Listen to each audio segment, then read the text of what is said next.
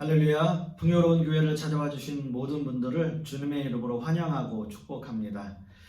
저는 오늘 여러분들과 함께 최후 변론이라는 말씀의 제목으로 함께 은혜의 말씀을 나누고자 합니다. 여러분 혹시 법정 드라마나 법정 영화 보셨습니까? 일반적으로 법정 영화나 법정 드라마의 형태는 두 가지 정도로 나뉘는 것 같아요. 억울하게 누명 쓴 사람이 마지막에 무죄로 밝혀지는 장면, 참 그 장면 보면 참 극적이고 감동적이다라는 생각을 하게 됩니다. 그리고 다른 하나는 정말 나쁜 사람인데 아주 주도 면밀하게 죄를 감추고 또 자신의 증거를 없애서 끝까지 악랄하게 무죄로 주장하지만 결국 결정적인 단서들 또는 결정적인 증거들을 찾아내서 죄를 밝혀내는 거죠. 이것 역시도 보는 사람의 입장에서는 너무나 시원하고 또 통쾌한 그런 어떤 결론을 보게 됩니다. 그런데요, 제가 왜 이런 말씀을 서두에 드리는지 그 이유는 바로 이것 때문입니다. 이런 장면에서, 이런 법정 드라마나 법정 영화에서 가장 중요한 장면이 있어요. 뭐냐 하면요, 판사가 판결을 내리기 전에 모두에게 최후 변론을 요구합니다. 검사 측 최후 변론 하시겠습니까? 또는 변호인 측 최후 변론 하시겠습니까? 또는 피고인에게 마지막으로 할 말이 있으십니까? 라고 최후 변론을 말하라고 요구하는 거죠. 그것을 마지막으로 이야기합니다. 이런 영화나 드라마를 보면서 우리는 이 장면을 굉장히 가슴 졸이며 보게 되는 거죠. 결국 마지막에 무죄가 입증되거나 아니면 죄가 드러나서 유죄 판결을 받거나 이 두 가지 중 한 가지로 결론이 나게 되는 거죠. 그렇습니다, 여러분. 오늘 본문의 내용은 바로 유죄를 입증하기 위한 바울 사도의 최후 변론 과정입니다. 바울 사도는 로마서 1장으로부터 시작된 세상에 대한 고발과 유대인들에 대한 고발을 이제 마무리하게 되는 거죠. 그리고 이 고발 사건에 대하여 최후 변론을 하게 되는 겁니다. 여러분, 어떤 범죄 사건이 발생했을 때 그 사건에서 가장 중요한 것이 무엇일까요? 처음에 그 사건을 발견하고 경찰들이 출동했을 때 경찰들이 찾는 건 뭘까요? 현장에 남아있는 증거들입니다. 증거를 확보하는 것이 가장 중요하겠죠. 최후 변론을 통해서 가장 강력한 증거를 제시하게 된다면, 가장 강력한 증거를 제시하면 피고인은 더 이상 빠져나갈 방법이 없게 되는 거죠.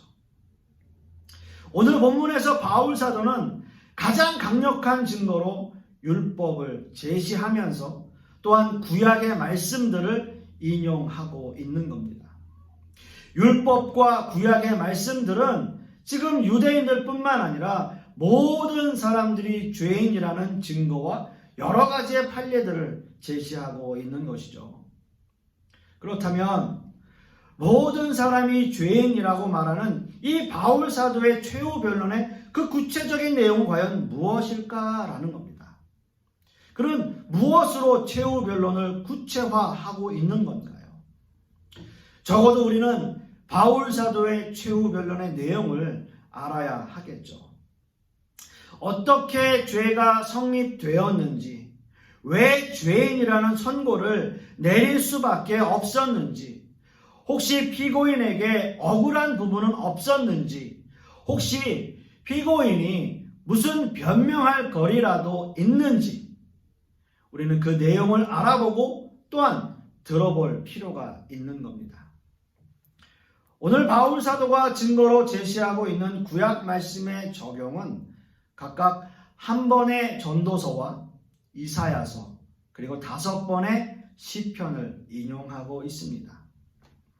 먼저 바울 사도는 모든 사람이 죄인이라는 사실을 말합니다. 오늘 본문 10절에서 12절 말씀을 다시 보시면, 기록된 바 의인은 없나니 하나도 없으며 깨닫는 자도 없고 하나님을 찾는 자도 없고 다 치우쳐 함께 무익하게 되고 선을 행하는 자는 없나니 하나도 없도다 라고 말씀하고 있습니다. 이 본문의 내용은 인간 편에서는 하나님을 찾을 만한 그 어떤 조건도 없다는 의미예요. 인간 편에서 하나님을 절대 찾을 수 없다라는 거죠. 따라서 인간이 하나님을 찾는다라는 것은 불가능하다라는 이야기입니다.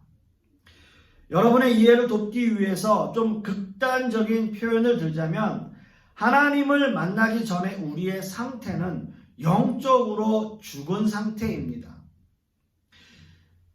쉽게 말하면 그저 우리의 영이 시체 상태였다라는 거예요. 죽은 시체가 의사에게 살려달라고 할 수 없어요. 살려주세요라고 외칠 수 없어요. 움직일 수도 없어요. 생각할 수도 없습니다. 그런 상태였다라는 거예요. 우리가 영적으로 그런 존재였다라고 하는 겁니다. 우리가 이런 존재가 된 것은 인류의 조상인 아담과 하와의 범죄 때문입니다. 그들의 죄악으로 말미암아 세상에 죄가 들어오고 결국 모든 인간은 죄인이 된 거예요. 그래서 바울 사도는 이 죄악으로 말미암아 모든 사람이 하나님을 찾지 못한다. 아니 찾을 수 없다라고 말을 합니다. 그렇게 단정지어서 이야기해요. 그렇다면 여러분 한번 보세요. 여러분은 이런 바울 사도의 이 최후 변론에 더 이상 변명할, 아니 그 어떤 말도 할 말이 없습니까? 모든 사람들이 예외 없이 죄인 상태라는 말이 여러분 수긍이 되시나요? 여러분 이 말에 더 이상 변명할 여지가 없으십니까? 혹시 이런 질문을 할 수 있지 않습니까? 그런데요, 제 주위에는 정말 법 없이도 살 수 있는 사람도 있고요. 또 극단적인 예를 한번 들어본다면 이제 갓 태어난 아기들이나 어린 아이들을 보면 아직 죄가 뭔지도 모르고 인식하지도 못하는데 이런 아이들까지도 다 죄인입니까? 그런 질문 우리 할 수 있지 않을까요? 저는 어릴 적에 참 사역을 하면서 이런 질문 참 많이 받았어요.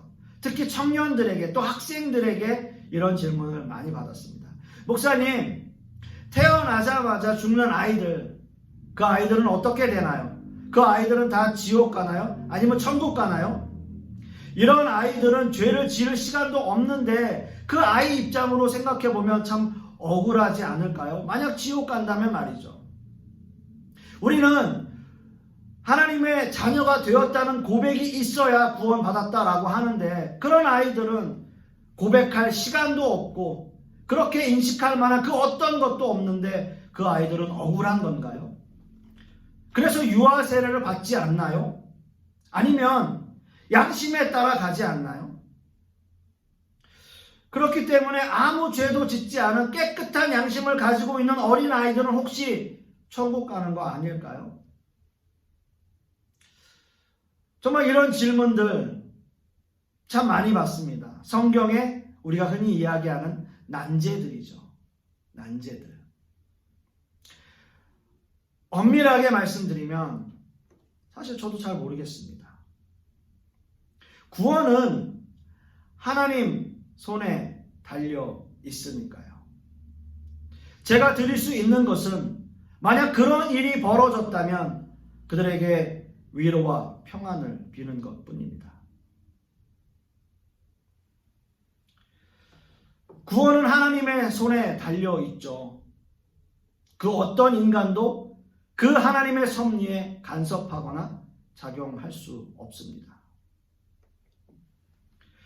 우리가 알 수 있는 것, 제가 여러분들에게 말씀드릴 수 있는 것은 예수 그리스도를 나의 구주로 영접하면 우리는 구원을 받습니다. 그리고 구원의 확신을 얻습니다. 그것뿐입니다. 하지만 오늘 본문에서 우리가 다루고 있는 죄의 의미 또는 죄인이라는 의미는 죄의 본질 또는 죄의 본성에 대하여 이야기하는 거예요. 법 없이도 살 수 있는 사람이라도, 죄를 인식하지 못하는 어린아이라도 죄인일 수밖에 없다라고 하는 보편적 특성을 이야기하고 있는 겁니다.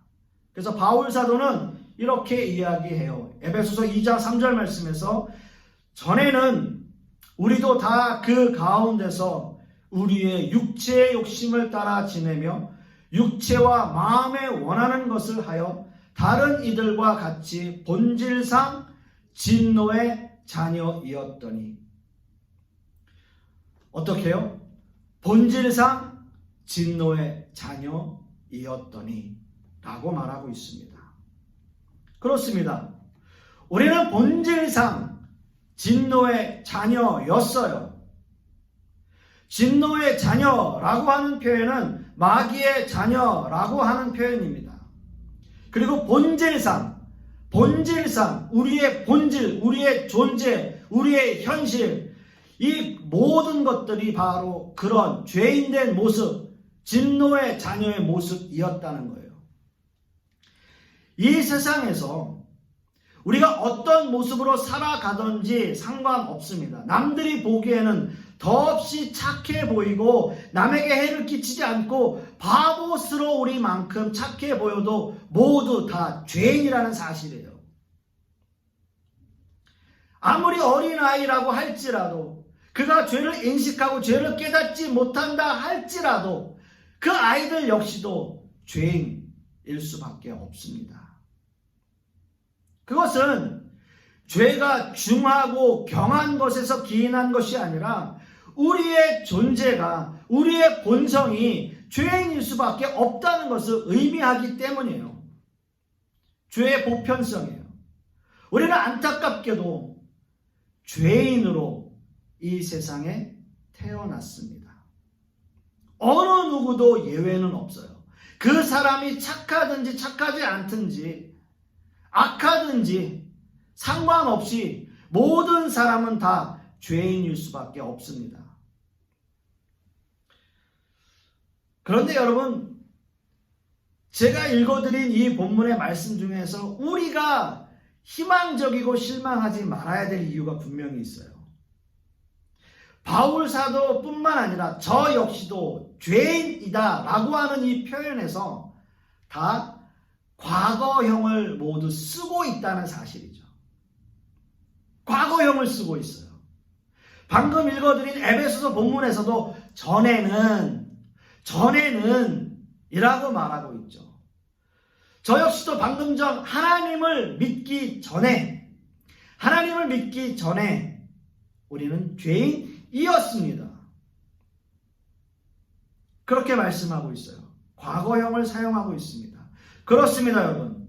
이미 우리는 예수 그리스도의 보혈의 은혜로 구원받은 하나님의 백성으로 이 본문을 대하고 있다는 사실이죠. 여러분, 이것이 얼마나 큰 은혜인 줄 아십니까? 우리는 구원받은 하나님의 백성으로서 이 본문의 말씀을 대하고 있다. 이 본문을 대하면서 세상에 속해 있었던 그런 과거였던 우리의 모습과 아직도 죄를 깨닫지 못하고 있는 유대인들이나 세상 사람들을 우리는 바라보고 있는 거죠. 우리는 죄인이었지만, 본질상 진노의 자녀였지만, 본질상 죄인의 모습이었지만 그건 우리의 과거의 모습이라는 거죠. 이제는 하나님의 자녀로서 세상 사람들을 바라보고 있는 거예요. 따라서 바울 사도의 최후 변론은 저와 여러분에게 더없이 큰 은혜가 되는 말씀일 겁니다. 어느 누구도 하나님을 찾거나 만날 수 있는 사람이 없었음에도 불구하고 분명한 것은 지금 저와 여러분을 하나님께서 우리를 불러주시고 자녀 삼아 주셨다 라고 하는 그 사실 하나만으로도 우리에게는 더없이 큰 은혜가 있는 거죠. 사랑하는 성도 여러분, 제가 분명히 말씀을 드렸습니다.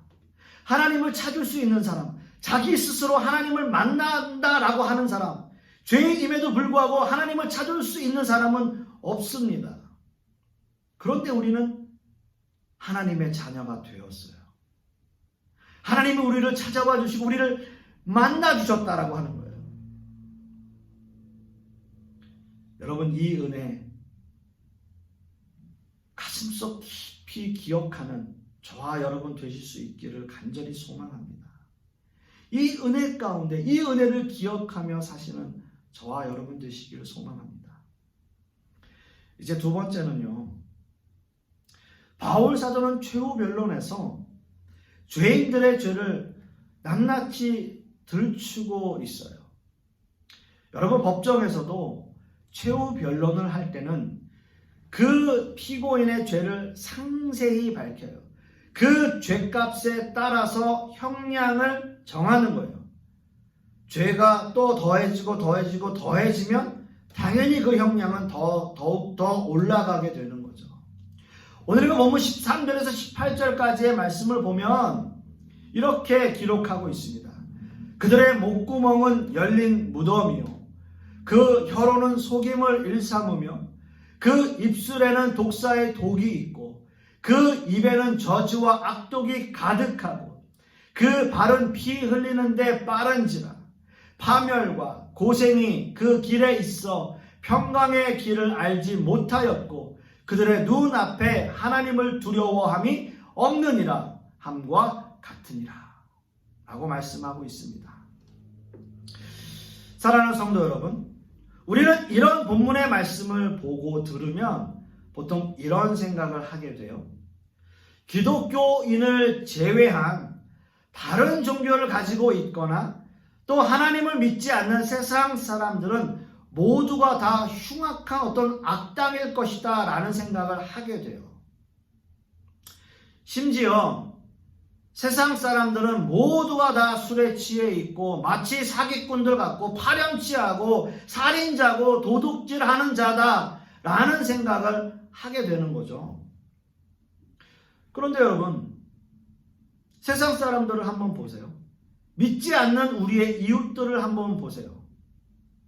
아니면 다른 종교를 가지고 있는 타 종교 사람들을 한번 보세요. 정말 그러한 세상 사람들이 방금 우리가 읽은 본문의 내용처럼 그런 모습입니까? 목구멍은 열린 무덤이고 그 혀로는 속임을 일삼고 그 입술에는 독사의 독이 있고 그 입에는 저주와 악독이 가득하고 그 발은 피 흘리는 데 빠른 그런 모습을 하고 있나요? 우리의 이웃들이? 믿지 않는 우리의 주변 사람들이 그런 모습일까요? 그렇지 않죠. 아니죠. 오히려 더 좋은 사람들이 많은 것 같아요. 다 그렇진 않은 것 같아요. 때로는 믿지 않는 사람들이 베푸는 선행으로 감동을 받기도 하고요. 때로는 기독교인이라고 하면서도 잘못해서 사회적으로 비난받고 있는 성도들이나 또 신자들이나 목회자들도 있어요. 이런 부분에 있어서는 참 기독교인들이 많은 오해를 합니다. 오늘 이 본문에서 중요한 것은 죄인들이 얼마나 악당들인가 그것을 이야기하는 것이 아니라 죄의 범위를 말하고 있는 거예요. 즉 죄가 얼마나 보편적으로 인간성의 모든 부분들에서 오염되고 있는가라고 하는 거죠. 유명한 신학자이면서 목사님이신 제임스 패커 목사님은 이걸 이렇게 표현하셨어요. 어떤 사람도 가능한 한도까지 그렇게 악하지는 않으며 우리의 어떤 행동도 마땅히 선해야 할 만큼 그렇게 선하지는 않다 라고 말씀하고 있는 거예요. 다시 한번 말씀드릴게요. 어떤 사람도 가능한 한도까지 그렇게 악하지는 않으며 우리의 어떤 행동도 마땅히 선해야 할 만큼 그렇게 선하지는 않다. 여러분, 이 말씀이 이해가 가십니까? 그 어떤 사람도 그렇게 악하지 않고 그 어떤 사람도 그렇게 선하지는 않다. 뭐 그런 의미이겠죠. 그러니까 모든 사람들이, 모든 보편적인 사람들이 그 보편적인 죄의 범주 안에 있다라는 거죠. 어떤 사람은 죄를 더 많이 짓고 또 어떤 사람은 죄를 좀 덜 짓는 것 뿐이지 모든 사람이 다 그 죄의 범주 아래에 있다라고 하는 거예요. 이 부분에서 어느 누구도 예외일 수 없다라는 거죠. 그렇기 때문에 바울 사도의 최후 변론은 어느 누구도 이 상황에서 무죄라고 빠져나갈 수 없다라고 하는 최종 선언입니다. 사랑하는 성도 여러분, 저는 보편적으로 우리 안에 이런 모든 죄들이 침투해 있다라고 봅니다. 제가 보기에는 정말 착해 보이는 사람도 다른 사람에게는 못된 구석이 있는 사람이 있는 거죠. 여러분, 부부끼리 모이면 이런 말 많이 하잖아요. 이런 말 어떤 경우에 하는 것 같아요. 아우, 정말 되게 남편 정말 좋아 보여요. 아유, 우리 남편이 되게 남편 밤만 쫓아가도 좋겠어요. 그러면 상대방이 뭐라고 이야기합니까? 그래요? 한번 살아보세요. 한번 살아보세요. 남에게 하는 것만큼 반만이라도 나한테 하면 좋겠어요. 그럼 나도 좋죠. 뭐 그러지 않습니까? 사람은 모두가 다 그 죄의 범주 아래에 있어요. 다만 상대적일 뿐인 거예요. 이것이 바울 사도의 두 번째 변론입니다. 이제 마지막으로 바울 사도는 유대인들이 가지고 있던 자신들의 증거물, 즉 율법을 예로 들면서 최후 변론을 마무리하게 됩니다. 오늘 본문 19절과 20절 말씀을 다시 보시면 우리가 알거니와 무릇 율법이 말하는 바는 율법 아래에 있는 자들에게 말하는 것이니 이는 모든 입을 막고 온 세상으로 하나님의 심판 아래 있게 하려 함이라. 그러므로 율법의 행위로 그의 앞에 의롭다 하심을 얻을 육체가 없나니 율법으로는 죄를 깨달음이니라 라고 말씀하고 있습니다. 유대인들이 마지막으로 가지고 있었던 증거, 즉 변론은 이거였죠. 자신들은 선택받은 민족이고 하나님의 말씀을 받았고 또 하나님의 자녀라는 표시로 할례도 받은 민족입니다 라고 하는 거였어요. 하지만 여러분, 이 율법이 자신들에게는 올무가 되어버린 거예요. 600개가 넘는 법조문으로 되어진 율법은 아무리 학식이 뛰어나고 가장 위대한 사상가라고 하더라도 이것을 완벽하게 지킬 수 있는 사람이 없기 때문인 거죠. 그렇다면 이 율법이 자신들에게 꼭 유익했나요? 이 율법이 자신들을 보호해주고 그것이 보호해주는 도구가 되었나요? 아니죠. 자신들에게는 오히려 약점이 되었어요. 이 율법이 세상 민족과 자신들을 구별하는 중요한 증거이고 수단이었는데 오히려 이 율법이 정작 자신들을 무너뜨리는 약점이 되어버린 거예요. 결국 바울 사도의 최후 변론은 바울 사도의 승리로 끝이 나게 되는 거죠. 여기서 죄인은 아무 말도 할 수 없었다라고 이야기합니다. 법정에서 죄인의 죄가 완전히 밝혀지면서 그 피고인은 죄를 인정하고 고개를 떨구고 말을 할 수 없는 그런 모습이 되었던 거예요. 오늘 읽은 본문처럼 모두 입을 막고 라고 말씀하고 있어요. 사랑하는 성도 여러분,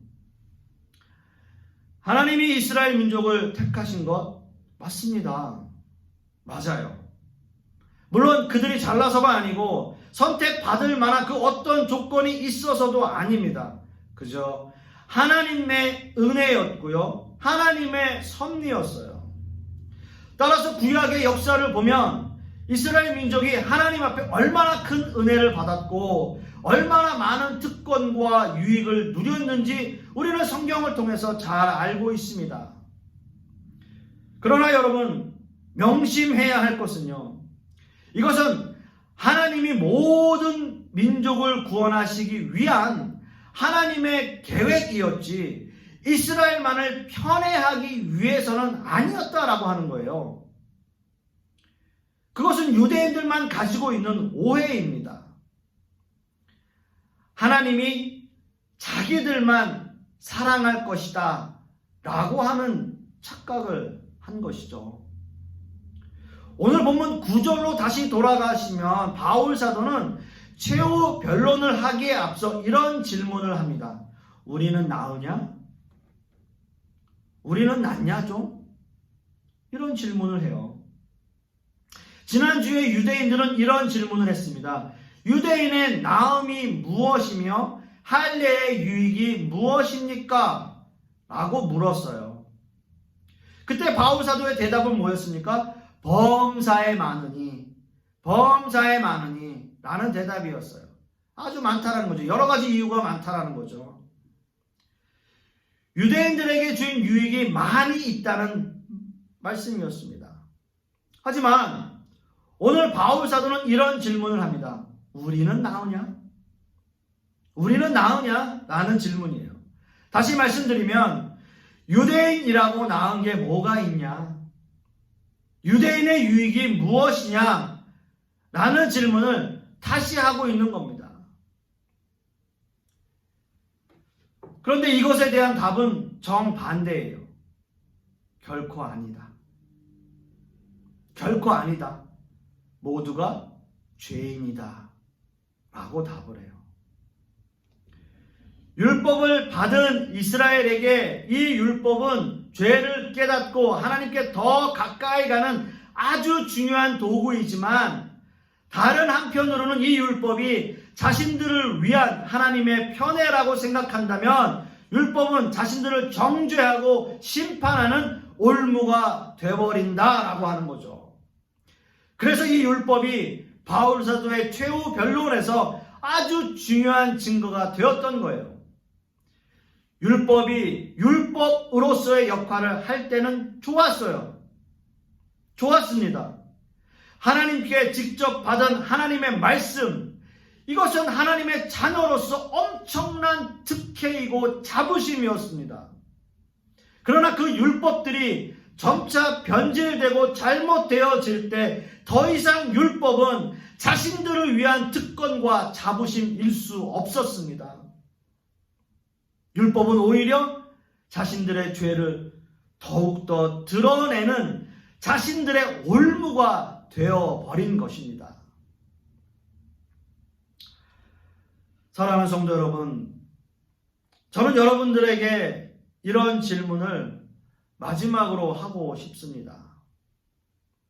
과연 저와 여러분에게 가장 유익이 되면서 가장 치명적인 올무가 되는 것이 무엇일까요?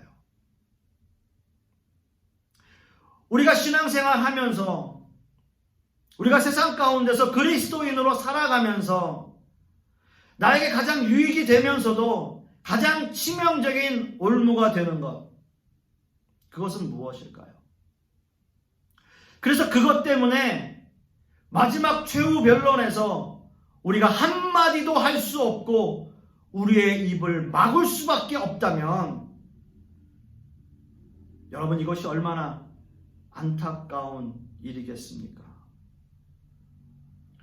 바울 사도의 최후 변론처럼 모든 사람은 죄인입니다. 그러나 예수 그리스도의 은혜로 우리는 구원받은 하나님의 백성이 되었습니다. 그러나 그럼에도 불구하고 하나님과 우리 사이를 멀어지게 하는 율법과 같은 올무가 있다면 그것은 무엇이냐라고 하는 거죠. 돈일까요? 명예일까요? 권력일까요? 아니면 그 알량한 자존심일까요? 우리의 입을 막을 수밖에 없는 이유는 어디에 있을까요? 사랑하는 성도 여러분, 우리 역시도 분명 언젠가는 예수님이 이 땅에 심판자로 오실 때 주님 앞에 최후 변론을 할 때가 올 것입니다. 간절히 소망하기는 그래서 그 언젠가 예수 그리스도의 얼굴을 뵙는 그날 우리가 기쁜 마음으로 우리의 삶을 최후 변론할 수 있기를 간절히 소망하겠습니다. 기도하겠습니다.